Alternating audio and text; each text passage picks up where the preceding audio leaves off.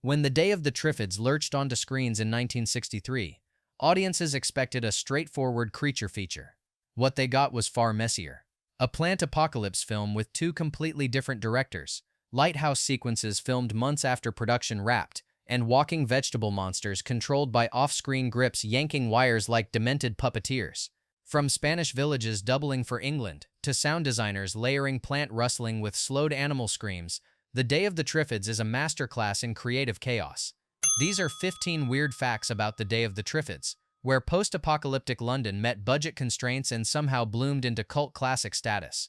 Before we wade through those deserted streets, make sure you're subscribed and hit the like button so others can discover these classic sci-fi secrets, and trust me, the production disasters ahead are worth every minute. Now let's survive the apocalypse together. Number 1. The film had two directors who never worked together. Most films struggle with one creative vision. This one juggled two. Steve Seekly directed the main story, shooting the core narrative about blind survivors navigating a world overrun by killer plants. Then production stopped. Months later, a completely different director, Freddie Francis, was hired to shoot entirely new sequences. Francis never consulted with Seekly, never reviewed his footage, never coordinated tone or visual style. The lighthouse subplot featuring a married couple fighting Triffids in isolation came from Francis's camera, not Seekly's. Watch the film closely and you'll notice the tonal whiplash. Seekly's sequences feel like classic 1950s creature features, broad and urgent. Francis's lighthouse material is darker, more intimate, genuinely tense. It's two movies crudely stitched together, and somehow the Frankenstein result actually works. The disconnect gives the film an unsettling quality, like reality itself has fractured along with civilization. Number 2. The lighthouse scenes exist because someone panicked about runtime. That entire lighthouse storyline wasn't artistic vision, it was desperation. When producers screened Seekly's cut, horror set in. The film ran barely 60 minutes. Too short for theatrical release, too slight to justify ticket prices. They needed footage fast. Hiring Freddie Francis to shoot a completely separate subplot was cheaper than reassembling Seekly's cast and crew. Francis got his instructions and his budget and filmed what amounts to a short film inside a feature. The lighthouse couple never interacts with the main characters, never affects the plot. They exist purely to pad runtime. It's filmmaking by emergency committee, solving a practical problem with narrative duct tape. The strangest part is how well it works. Those lighthouse sequences provide breathing room, a different perspective on the apocalypse that makes the whole film feel more expansive than its modest budget should allow. Number 3. Spain became post-apocalyptic England through camera angles. London was too expensive. Spanish locations were dirt cheap. The production packed up and headed south, where the Spanish government provided studios, crews, and extras at bargain rates.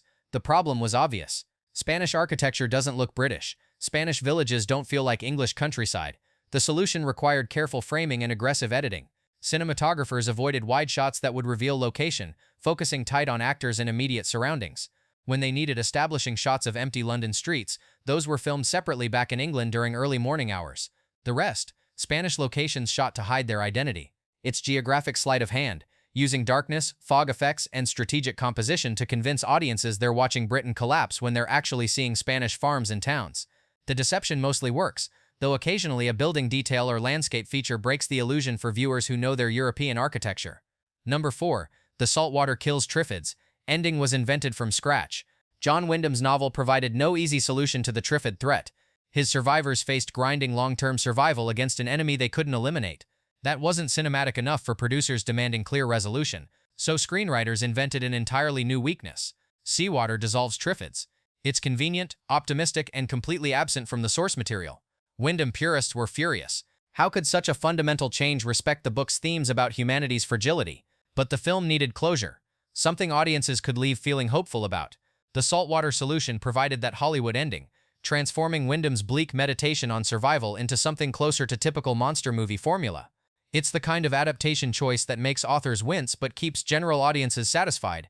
Number 5. Howard Keel called the production chaotic, and he was right. The lead actor wasn't the first choice, wasn't the second choice. Keel stepped in after earlier casting fell through during pre-production upheaval. He arrived to find a film without a finished script, without clear direction, without coherent planning. In interviews years later, Keel described the experience as professional chaos, a production held together by determination and prayer. He wasn't exaggerating. The two-director structure, the rushed Spanish filming, the last-minute lighthouse material, all of it created an atmosphere of controlled panic.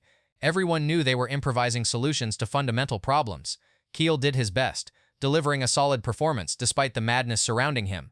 But you can occasionally see the strain in his eyes, the look of an actor wondering if anyone actually knows what movie they're making. We're halfway through this botanical apocalypse, but the weirdest production secrets are still ahead, from wire-operated vegetables to Oscar-winning directors and sound design created from layered organic nightmares. If you're enjoying these behind-the-scenes stories from classic sci-fi, hit that like button and drop a comment about which fact surprised you most. Your engagement helps us uncover more forgotten movie magic. Alright, let's get back to surviving the Triffids. Number 6. Off-screen grips were the real Triffid puppeteers. Those menacing plant creatures stalking blind humans through empty streets weren't sophisticated animatronics. They were rubber props on sticks, manipulated by crew members standing just outside the camera frame. Simple pulleys and wires provided most of the movement. Grips yanked cables to make tentacles lash, tugged rigging to create lurching forward motion. It's the simplest possible creature effect, the kind of low-budget solution that works only if everyone commits completely. The film's limited angles and quick cutting help sell the illusion. You rarely see Triffids in full, sustained shots. Brief glimpses, partial frames, shadows, and suggestions. The cinematography understood the effects' limitations and worked around them brilliantly. Modern audiences might find the Triffids unconvincing, but in darkened theaters on grainy prints, those wire-pulled vegetables genuinely terrified viewers. Number 7. The movie Triffids look nothing like the book description. John Wyndham described his creatures one way. The film ignored him completely. Book Triffids were roughly human height, somewhat mobile, dangerous, but not exactly monstrous. The film version towers over people, bulked up and tentacle-heavy, designed to read as threatening on camera. Its creative liberty taken to pure extremes. The costume designers prioritized visual impact over literary fidelity, building something that would look good in promotional posters and scare audiences in theaters. Wyndham reportedly hated the redesign, feeling it missed his vision of plants as subtle threats that humanity underestimated until too late. But the film needed obvious monsters, creatures that screamed danger in every frame. The taller, bulkier design achieved that goal, even if it betrayed the book's more nuanced approach to botanical horror. Number 8. The meteor shower blindness stayed faithful to source material. Among all the changes, one major element remained true to Wyndham's novel. Humanity goes blind after watching a spectacular meteor shower, a celestial event that burns out eyes worldwide. The film preserves this concept exactly, understanding it was too central to alter. That opening sequence of gorgeous lights across the sky, followed by the slow, horrifying realization that watchers have lost their sight, comes directly from the book. It's the foundation everything else builds on. The blindness creates vulnerability. The Triffids exploit that vulnerability. Remove that setup and the entire story collapses. So even as screenwriters invented saltwater solutions and added lighthouse subplots, they kept the meteor shower intact. Some changes you can make, some you can't. The meteor caused blindness was the latter. Number 9. Allied artists stretched every dollar until it screamed. The production company financing this apocalypse was famous for modest-budget genre films. Allied artists had mastered the art of creative accounting, reusing sets between productions, minimizing expensive effects, finding cheap solutions to technical problems. Every decision on the day of the Triffids ran through that economic filter. Spanish locations instead of British, cheaper. Wire-pulled props instead of sophisticated puppetry, cheaper. Minimal special effects and reused sets, all cheaper. The film exists because Allied artists understood how to make small budgets feel bigger through clever planning and ruthless efficiency. Sometimes those limitations spark creativity. Other times they just create obviously cheap-looking sequences. The Day of the Triffids splits the difference, looking threadbare in some moments and surprisingly effective in others. Number 10. Spanish village children became apocalypse extras for almost nothing. The farmhouse sequences needed child actors. Professional child performers cost money the production didn't have, so casting directors recruited local Spanish kids from villages near filming locations. These weren't trained actors. They were literal village children who showed up, followed basic directions, and appeared on camera for whatever minimal payment the production offered. It's the kind of guerrilla casting that only works for background roles requiring no dialogue or complex performance. But it saved money, and in low-budget filmmaking, saving money beats almost every other consideration. Those kids probably have no idea they appeared in a cult classic science fiction film. They showed up one day, stood where directed, went home. Number 11. Freddie Francis won Oscars. While this film remains a curiosity, the second director brought in to salvage runtime later became genuinely prestigious. Freddie Francis won 2 Academy Awards for cinematography, recognized as a master of visual storytelling. Sons and Lovers Glory both earned him Oscars. Yet The Day of the Triffids remains this weird footnote in his career, a rush job taken for quick money before his reputation solidified. Francis probably viewed it as forgettable work for hire, another payday in a long career. But his lighthouse sequences show real craft, genuine understanding of tension and atmosphere. Even rushed and compromised, Francis couldn't help being talented. Those scenes have a visual sophistication the main film lacks, glimpses of what Francis would achieve when given proper resources and creative freedom. Number 12. Empty London streets became an early template for post-apocalyptic cinema. Those opening shots of deserted London were filmed in the early morning before the city woke up. The production team had maybe 2 hours maximum before morning traffic destroyed the illusion. They worked fast, multiple cameras rolling simultaneously to capture as many angles as possible during that narrow window. Every shot had to count because there were no second chances. The results were haunting.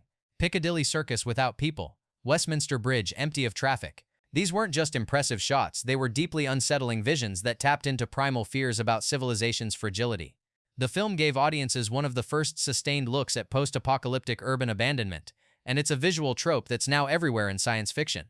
28 Days Later borrowed the technique directly for their opening sequences.